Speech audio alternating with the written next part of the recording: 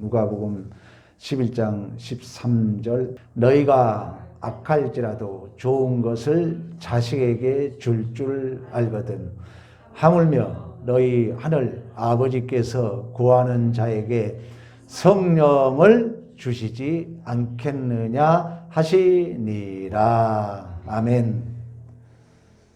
우리가 은사에 대한 얘기를 많이 하지만 은사는 우리말로 해석하면 선물이거든요. 그건 최고의 선물은 예수 자신이고요. 하나님 자신이 우리에게 오신 것이고, 그리고 우리에게 주신 선물이 있다면 성령입니다. 성령. 은사, 영성 여러 가지 얘기합니다만은 하나님께서 이 땅에 독생자를 보내셔서 우리의 구원을 이루시고 우리가 사도행전에서 보셨던 것처럼 두 가지 약속을 하셨거든요. 첫째는 내가 다시 오겠다는 약속.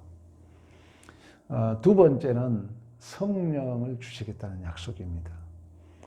그러니까 우리는 이스라엘의 풍습이 결혼식이 두 번으로 완성되는 것처럼 신부의 집에서 결혼식을 하고 신랑이 준비했다가 아버지가 허락이 되면은 완벽한 이제 신부를 신랑 집에 데려와서 그 결혼식이 종결되는 것처럼 그러나 그 모든 과정을 신부 집에서 결혼식이 시작됐지만 신랑 집에서 결혼식이 완료되는 모든 기간을 결혼식이라고 얘기하고 있는 것처럼 그러니까 이 과정 속에서 우리가 가장 필요한 것은 성령을 받은 것인 줄로 믿습니다. 이 성령을 받지 않으면 일을 못한다는 거예요. 성령을. 우리가 로마서에서 계속 확인했던 것처럼 성령이 우리의 연약함을 도와주시고 성령이 우리의 말할 수 없는 탄식으로 우리를 빌어준다 그러거든요. 그래서 우리가 성경의 에베소서에 보면 성령을 충만함을 받으라고 그래요. 성령의 지배를 받아라. 술 취함과 이렇게 역설을 얘기하고 있는 것처럼 성령의 지배를 받으면 무엇인가 내게 끌려감을 느낀다는 거예요. 내 감정보다도 자각하고 깨닫고 우리가 감각하고 술에 취하면 우리가 그 술에 끌려간 것처럼 성령에 취해라. 성령의 충만함을 받으라. 에베소서 말씀하고 있습니다. 찰스 피니스라는 이 목회자가 있는데 반드시 성령 충만을 받아야 된다는 그런 얘기를 해요. 그러면서 이 목사님이 7가지 정도 성령을 받지 못한 이유에 대해서 오늘 잠깐 우리 함께 나누고자 합니다. 이건 어디 신학에 나와 있는 것도 아니고 성경에 나와 있는 것도 아니고 한 시대 그 찰스 피니 그 목사님은 엄청난 부흥의 역사를 이루었던 그 목회자가 나름대로 그 실천적 목회에 있어서 성령을 받지 못한 이유를 이렇게 한 7가지 정도 정리해 놨어요. 그게 첫째가 뭐냐면은 우리의 거짓된 생활이라고 그래요. 거짓은 사탄의 압이라고 그래요. 거짓을 여러분 어떻게 정의할지 모르겠지만 제가 조작적 정의를 내려줄게요. 참과 거짓은 우리가 말하는 윤리도덕의 거짓말을 얘기하잖아요. 성경은 거짓말을 해가지고 구원받은 사람 많아요. 그건 거짓은 뭐냐면 하나님에서 벗어난 거예요. 그러니까 우리가 형태적으로는 거짓말이지 하지만 하나님 편을 들면 그건 거짓말이 아니에요. 우리가 기생라합이 그랬던 것처럼 어쨌든 하나님 편을 드는 삶을 살 것인가 사람 편을 우리가 살 것인가. 엘리야가 그 얘기를 하잖아요. 너희들이 바알 편에 설래 내 편에 설래 말씀했던 것처럼. 그러니까 우리가 모든 삶의 역사 속에서 하나님 편을 들지 않으면은 성령의 그 찰스 피니 목사님은 선물로 주겠다고 말씀하셨고 오늘 생선을 달라는 자에게 뱀을 줄 자 없으며 떡을 달라는 자에게 돌을 줄 자 없다. 하물며 악한 자라도 좋은 것을 주거든. 천부께서 너희에게 성령을 주지 않겠냐고 말씀했던 것처럼. 그런데 우리가 성령의 지배를 받고 성령의 그 지배를 받는 게 충만함이라 그러는데, 이 한 시대 목회를 성공한 이 목사님의 실천적 신학에 있어서 성령을 받지 못한 우리가 거짓된 생각을 한다. 그 말은 뭐예요? 내 삶이 하나님 편을 들지 않는다. 두 번째는 성령은 어미하시고 존귀하신 분이기 때문에 그 경박한 생활을 하면은 성령이 역사하지 않는다는 거예요. 이 경박한 삶을 이 목사는 어떻게 해석하냐면은 위의 것을 생각하고 땅의 것을 버리라는 거예요. 다시 말하면 그 신령한 생활을 사모하라는 거예요. 신령한 생활을. 그러니까 신령한 생활을 사모하지 않으면은 성령이 우리와 역사하지 않는다는 것입니다. 그래서 우리가 언어라든가 내 마음 관리도, 내 마음 관리, 내 언어 생활, 우리의 그 동양 철학의 중국의 최고의 철학자가 우리가 장자라고 그래요. 근데 그런 얘기를 해요. 인간이 이 최고의 그 어떤 격은 하늘과 소통이라 그러거든요. 신과의 소통이다. 우리 여러분들이 성령의 지배를 받으려면 매 순간 이 하나님과 이 소통하는, 하나님과 교제하는. 그렇지 땅의 것을 이렇게 찾고 어떤 땅의 어떤 탐심, 욕심, 어떤 그런 어떤 것을 추구하게 되면 성령은 어미하시고 존귀하신 분이기 때문에 같이 할 수 없다는 거예요. 세 번째는 교만한 사람. 저도 여러분 교만이 제일 무섭습니다. 여러분 교만을 어떻게 해석할지 모르겠지만 아담이 타락한 게 교만이에요. 그러니까 교만은 뭐냐면은 하나님보다도 나에게 가치를 더 부여하는 거예요. 하나님보다도 내 자존심, 내 이기심에 권위를 더 부여하는 거예요. 우리가 교만하면은 분당의 어떤 큰 목사님은 항상 마음속에 우시아가 죽던 해 이렇게 마음으로 새기고 살아간다는 거예요. 더 깊은 얘기는 내가 생략하겠습니다만. 우시아 왕이 16살의 왕이 되거든요. 그때 선지자가 살았을 때 항상 그는 하나님을 찾았고 여호와를 찾는 동안에 하나님이 형통했다. 그의 길을 인도했다 그래요. 근데 이제 우리가 여러분이 역대하 26장에 가면은 우시아가 강성하여짐에, 성경이 그렇게 얘기해요. 강성하여짐에 마음이 교만했다 그래요. 겸손할수록 부유함을 줘요. 교만한 자는 절대 부유함을 누릴 수 없어요. 하여튼 그 우시아 왕이 그래요. 그래서 이제 왕으로서 분향단에 손을 대면 안 되잖아요. 이제 선지자가 뭘 하니까 화를 내요. 그러다 우시아 왕이 나병에 걸려서 인생이 마무리됩니다. 그래서 많은 목회자들이 우시아 왕은 나름대로 이 종교 개혁을 했던 왕이거든요. 그리고 젊은 날에는 항상 하나님을 찾음으로 말미암아 형통케 했다 그래요. 근데 강성해지니까 교만했다. 신명기 8장에도 그 얘기를 해요. 너희가 풍부하게 될 때 조심해라. 우리 믿는 자들은 잘 돼도 하나님 왜 나에게 이렇게 복을 줍니까?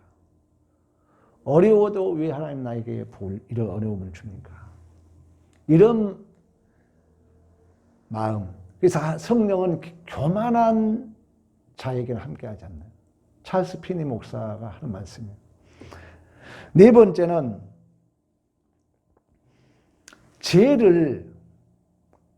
죄는 악은 오향이라도 버리라 했잖아요. 그러니까 죄된 생각 우리에게 싹을 안 트게 해요.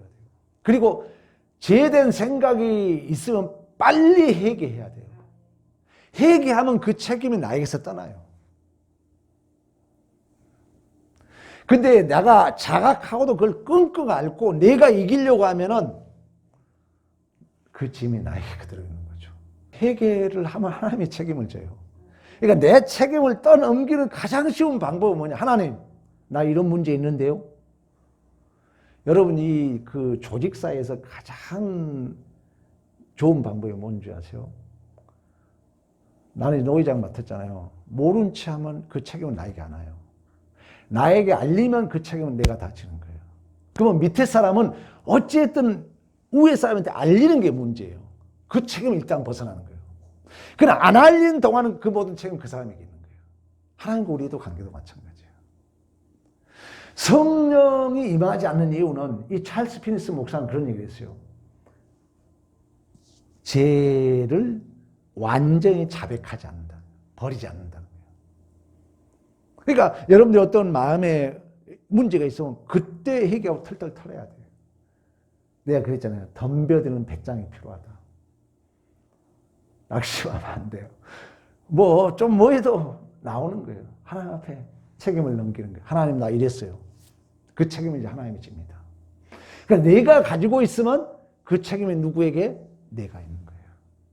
여러분 마음에 그런 것들 빨리빨리 떠넘기니까 마음에 근심이 없죠.